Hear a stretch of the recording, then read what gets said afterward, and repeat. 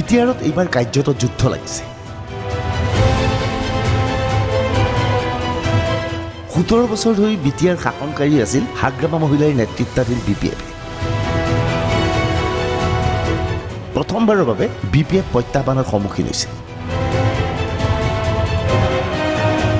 পূৰ্বে যেতিয়া নিৰ্বাচনী যুদ্ধত বিপিএফ অৱতীৰ্ণ হৈছিল সেই সময়ত তেওঁলোকৰ মিত্ৰগোট আছিল কংগ্ৰেছ।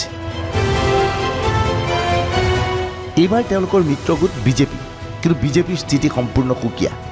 বিজেপিয়ে এতিয়া হাগ্ৰামা মহিলাৰ লগত থকাৰ পৰিৱৰ্তে প্ৰমোদ বড়োৰ লগত আছে। এনে অৱস্থাত প্ৰত্যাহ্বানৰ সন্মুখীন হৈছে হাগ্ৰামা মহিলাই। হাগ্ৰামা মহিলাৰ নেতৃত্বাধীন বিপিএফৰ নিৰ্বাচনী প্ৰতীক চিহ্ন হৈছে নাঙল। ইয়াৰ বিপৰীতে প্ৰমোদ বড়োৰ ইউপিপিএলৰ প্ৰতীক চিহ্ন হৈছে ট্ৰেক্টৰ। অৰ্থাৎ দুয়োটা দলৰ প্ৰতীক চিহ্ন খেতিপথাৰৰ সৈতে জড়িত। এনে অৱস্থাত প্ৰশ্ন হয়, এইবাৰৰ নিৰ্বাচনত নাঙল জিকিব নে ট্ৰেক্টৰ? বিপিএফক বহুত ভোট দিলোঁ, 3বাৰ ভোট দিলোঁ, আৰু ভোট দিয়াৰ পিছতো আমাৰ সমস্যাবিলাক সমাধান হোৱা নাই। সেইকাৰণে মই যোৱাকালি এজনক কৈছোঁ যে বিপিএফক চালে 3বাৰ, বিজেপিক চাওক মাত্ৰ 1বাৰ। এইবাৰ এই দৃশ্যমন্ত্ৰ ওদালগুৰিত এইদৰে ৰাজপথলৈ ওলাই আহিছে হিমন্ত বিশ্ব শৰ্মা। আচলতে বিটিআৰৰ নিৰ্বাচনক প্ৰত্যাহ্বান হিচাপে গ্ৰহণ কৰিছে হিমন্ত বিশ্ব শৰ্মাই।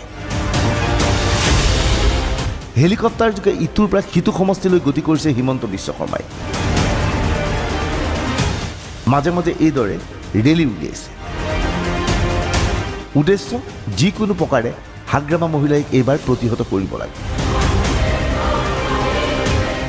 বিটিআৰৰ নিৰ্বাচনত হিমন্ত বিশ্বই ইউপিপিএলৰ বাবে আজমলৰ ভূমিকা লৈছে নেকি? বিগত নিৰ্বাচনত বিভিন্ন সমষ্টিত আজমলে পাৰ্টি থিয় কৰাই বিপদত পেলাই কংগ্ৰেছক। এইবাৰ বিটিআৰত বিজেপিৰ হৈ একে ভূমিকা গ্ৰহণ কৰি হাগ্ৰামাক শেষ কৰিব বিচাৰিছে নেকি? বিগত বিধানসভা নিৰ্বাচনসমূহত আমি প্ৰত্যক্ষ কৰিছিলোঁ বিভিন্ন সমষ্টিত আজমলে নিজৰ পাৰ্টি থিয় কৰাই।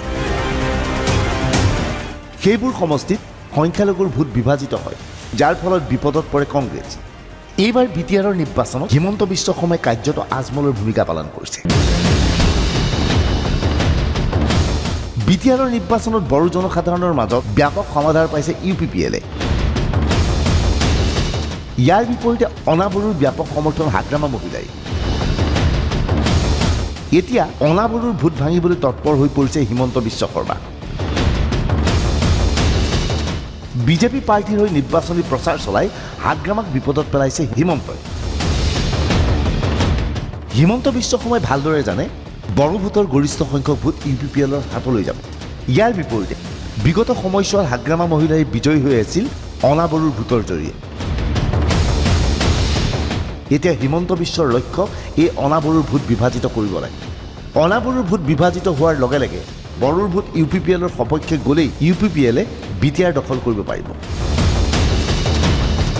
অৰ্থাৎ বিগত নিৰ্বাচনসমূহত আজমলে যি ভূমিকা পালন কৰিছিল, এইবাৰ বিটিআৰৰ নিৰ্বাচনত একেই ভূমিকা পালন কৰিছে হিমন্ত বিশ্ব শৰ্মাই।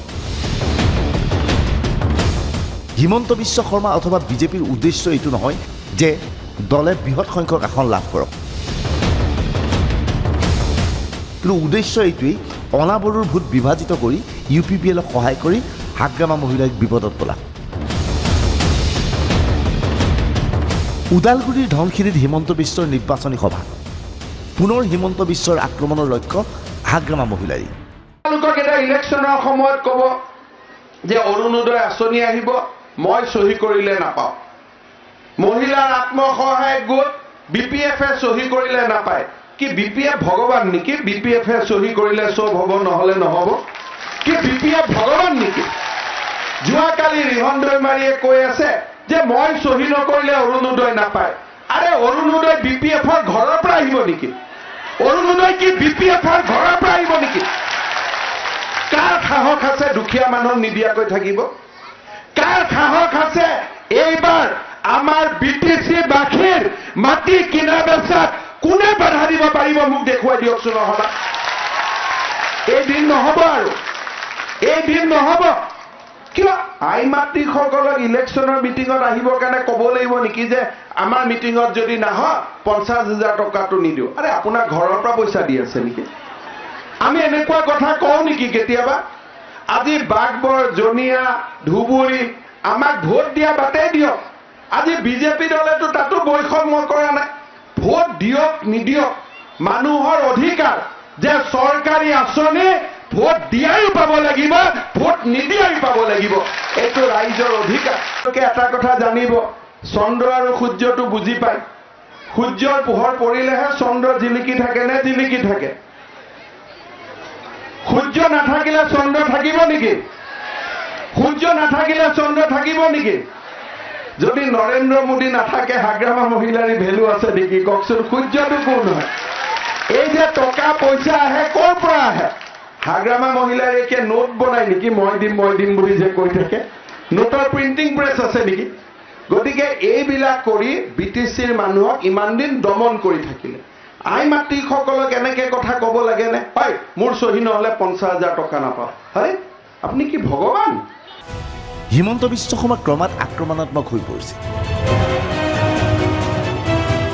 হিমন্ত বিশ্বৰ এই ভূমিকাত হতবাক BPF।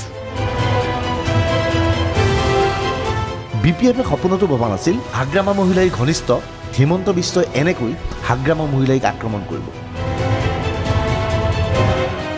লগে লগে BPFৰ ৰণ কৌশল সলনি কৰিবলৈ বাধ্য হৈছে।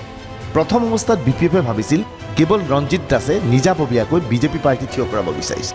কিন্তু হিমন্ত বিশ্বৰ তৎপৰতাৰ লগে লগে BPFে গম পাইছে প্ৰকৃত ৰণকৌশল কি। BTR চুক্তিক লৈ BPFৰ ৰাজনীতি। হিমন্তৰ নিৰ্বাচনী ভাষণ BPFৰ অস্ত্ৰ। হিমন্তই কৈছিল নতুন BTR চুক্তি অনুসৰি অনা বৰুৱাই ইচ্ছা কৰিলে BTR এৰিব পাৰিব। হিমন্ত বিশ্বই হাগ্ৰামাৰ অভিযোগৰ প্ৰত্যুত্তৰ দিলে। BTR একৰ্ড হ'ল।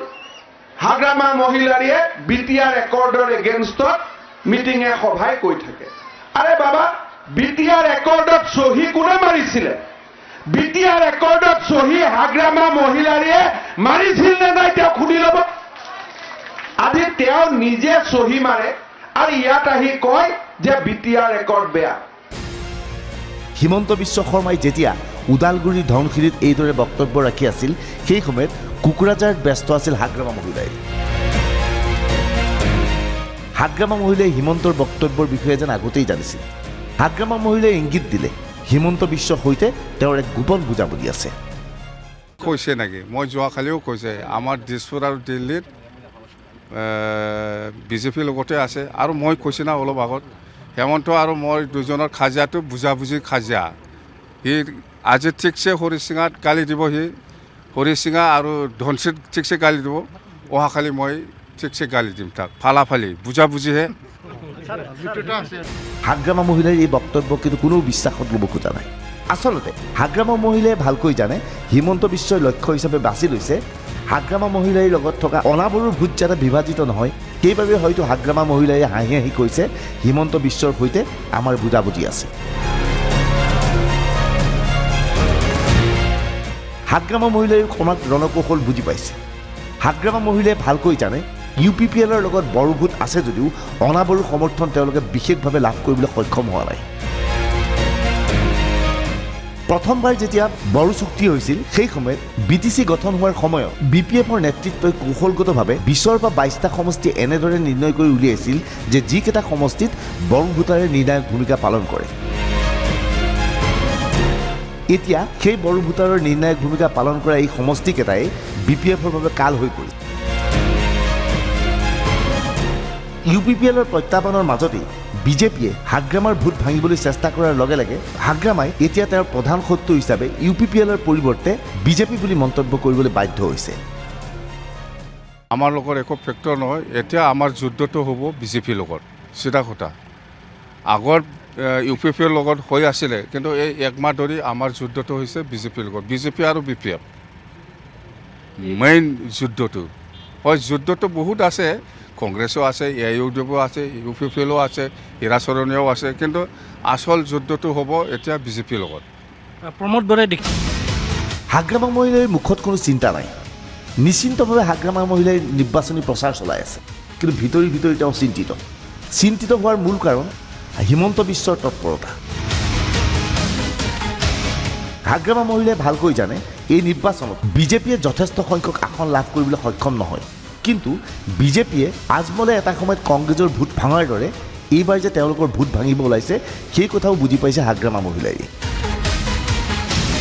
বিটিআৰৰ নিৰ্বাচনত এইবাৰ কি হ'ব?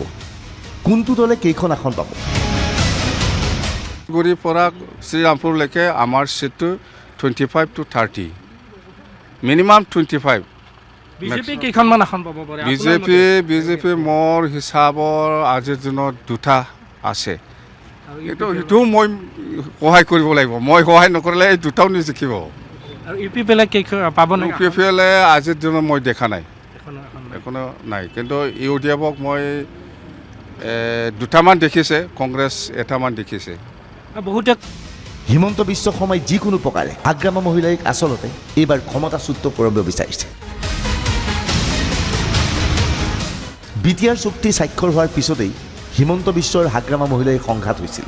প্ৰধানমন্ত্ৰী মোদীৰ উপস্থিতিত অনুষ্ঠিত সভাত হাগ্ৰামা মহিলাই ক্ষোভ প্ৰকাশ কৰি কাৰ্যত মুখ্যমন্ত্ৰী সৰ্বানন্দ সোণোৱালক প্ৰশংসা কৰিছিল।